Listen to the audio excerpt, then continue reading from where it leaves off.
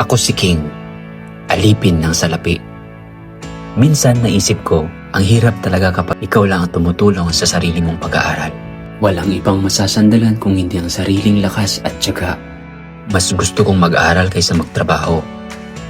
Dahil alam kong mas mahalaga ang pagtatapos ng edukasyon, pero sa likod ng pagpupursige, laging may tanong na bumabalik, paano kung mawala ang suporta ng aking boss?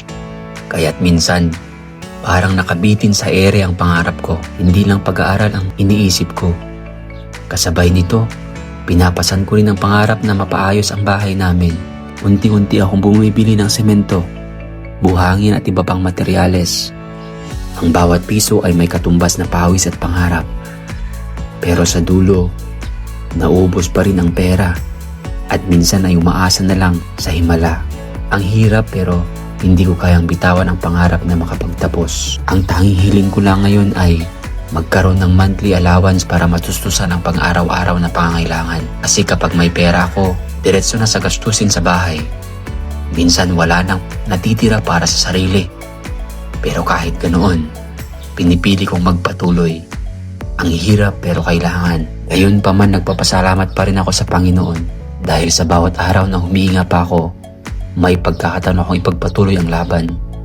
Kahit nagkandalit-silitsya ang sitwasyon, pinipili kong gawin ang best ko araw-araw.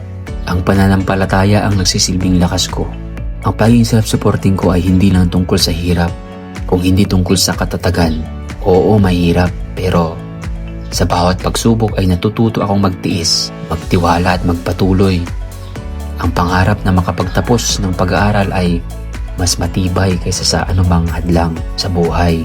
Ang buhay bilang isang self-supporting student ay puno ng sakripisyo, pero higit sa lahat, puno ng pag-asa. Sa bawat araw na lumilipas, dala ko ang paniniwala na balang araw, ang lahat ng hirap ay magiging bunga ng tagumpay.